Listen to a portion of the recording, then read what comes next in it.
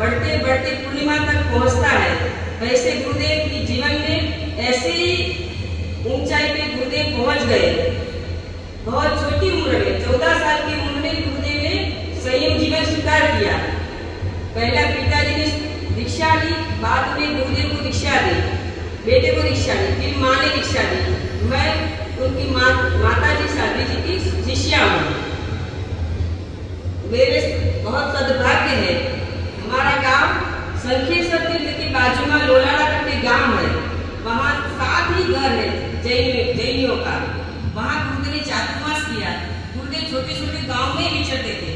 वो कहते थे कि मेरे जो आगम संशोधन का कार्य है वो छोटे गांव में होगा, इसलिए वो छोटे गांव में ही रहते थे। तो हमारा गांव बहुत छोटा है, वहाँ गुरुदेव ने चातुर्मास किया और उसी में मेरी दीक्षा की भावना हुई। तब मेरी दीक्षा हुई। जब मैंने दीक्षा ली तो माताजी महाराज की उम्र थी 90 साल की, गुरुदेव की माता जी की, और मेरे गुरुदेव की उम्र थी 60 साल की और मैं थी 19 साल की। बस गुरुदेव एक वचन पे गुरुदेव ने कहा कि मैं तुझे पढ़ाऊंगा, बस इसी वचन पे मैंने दीक्षा ली। और गुरुदेव ने अपना वचन, मैं 26 साल तक गुरुदेव से निष्ठा में रही। रोज 7-8 कलाक उनकी निष्ठा में मेरी पढ़ाई काम वगैरह होता था। और गुरुदेव ने मैंने बहुत नजीक से निहारा है, बहुत अलिप्त थे। किसी की न प्रसिद्धि की कोई कामना थी, न कोई चाहना थी उनको। मैं जब उनके पास बैठी थी मुझे ऐसा लगता था कि जैसे समावास में बैठी हूँ, भगवान की निष्ठा में बैठी हूँ। मैं कई बार मुझे बुखार भी होता था तो उनके पास जाके बैठ जाती थी तो मेरा बुखार भी चला जाता था। ऐसे गुरुदेव का जीवन का छोटा सा चमत्कार क्या कहूँ कि जो चमत्कार जिसने किया है वो धर्म धुरंग के लिए महाराज साहब अभी विद्यमान, उन्होंने भी थोड़े दिन पहले ही समाज को चमत्कार किया था कि बहुत साल पहले, लगभग 60-70 साल पहले संखेश्वर तीर्थ में तभी इतनी आवागमन, यात्रियों की आवागमन नहीं थी। तो वहाँ एक भाई पंजाब से आए थे, वो पूरे दिन माला गिनते रहते थे। तो साधु महात्मा ने पूछा कि इतनी माला तो हम भी नहीं गिनते, इतने समय भगवान के पास हम भी नहीं बैठते, आप क्यों भगवान के मंदिर में इतनी सारा माला गिन रहे हो?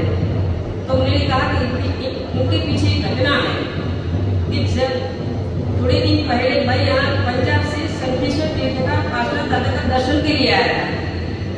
वो साधक आत्मा था, तो उन्होंने कोई ऐसी अंजन की डब्बी कोई सन्यासी ने दी थी कि वो अंजन अपनी आंखों में आंच दे, फिर जो भी व्यक्ति के सामने देखे तो वो व्यक्ति उनके बस हो जाए। तो उन्होंने सोचा कि मैं किसको बस करूँ? तो उन्होंने सोचा कि मैं संखेश्वर दादा के बस क्यों न करूँ, वो मेरे साथ ही रहे। ऐसा सोच के वो अंजन की डब्बी लेके वो संखेश्वर में आया, वो पंजाबी भाई, और आए मंदिर में जाके साधना की, भगवान की भक्ति की और बैठे। जैसे डब्बी खोली तो एकदम गभार में आवाज आया, बंद कर। उन्होंने सुना था लेकिन मन में नहीं लिया, होता है होगा। फिर ऐसे अंदर से वो जो सली थी वो सड़ी अंदर जैसे अंदर में दबोई, और जैसे ऐसे कहा तो दूसरी बार रुक जा। मैंने कहा तो रुक जा, दूसरी बार आवाज आया। फिर उन्होंने नहीं माना। जब जैसे ऐसे आंखों में आने के लिए जैसे आंख ऊंचा उठाया, एकदम गाल पे थपाट पड़ी और वो एकदम बेभान होकर गिर गए वहां मंदिर में। फिर क्या हुआ कि घर वालों को पता चला, अभी तक नहीं आए, तो फिर वो लोग सब मंदिर में आए कि क्या हुआ है। देखा तो वो ऐसे बेहोश अवस्था में पड़ा हुआ था, तो उसको उठा के वहां से गाड़ी में डाल के वो महसाण हॉस्पिटल में ले गए। तो हॉस्पिटल में गया, लेकिन जब हॉस्पिटल पहुंचने में आया तब उनकी आंख खुली। तो उन्होंने देखा कि मैं तो गाड़ी में हूँ। उन्होंने कहा मुझे वापिस ले जाओ, मुझे वहां जाना है, वापिस जाओ, वापिस ले जाओ। फिर वो वहां वापिस मंदिर में लाया।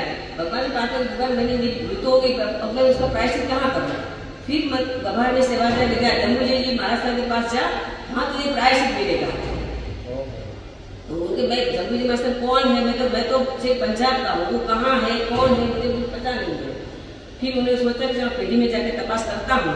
तो वहाँ पेढ़ी में जाकर मैं तपास की, कोई जगूजी महाराज साहब करके कोई महाराज साहब है इसमें ये आसपास में।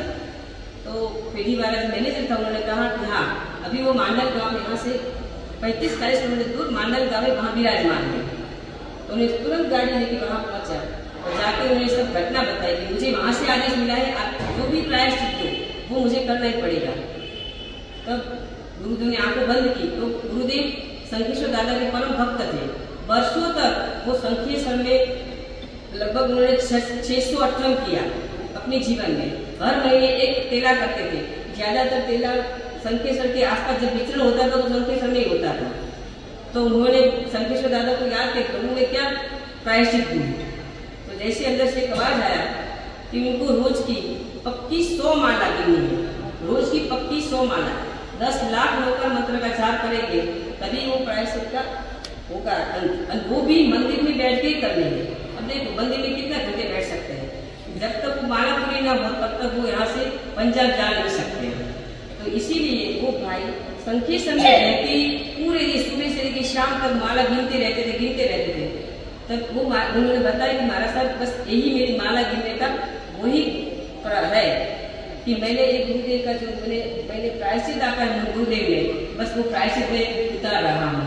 तो सोचो कि भगवान जैसे प्रभु के अधिष्ठान देव के मन में भी गुरुदेव का नाम था तो कैसा होगा। बहुत सारे जीवन में चमत्कार मेरे तो हर रोम में ये चमत्कार बस है। मैं दीक्षा ली तब से मेरे जीवन में बहुत चमत्कार है। लेकिन गुरुदेव का गुण गाने बैठेंगे तो समय भी इतना नहीं रहेगा। इसलिए जो भी बस एक छोटा सा चमत्कार आशीर्वाद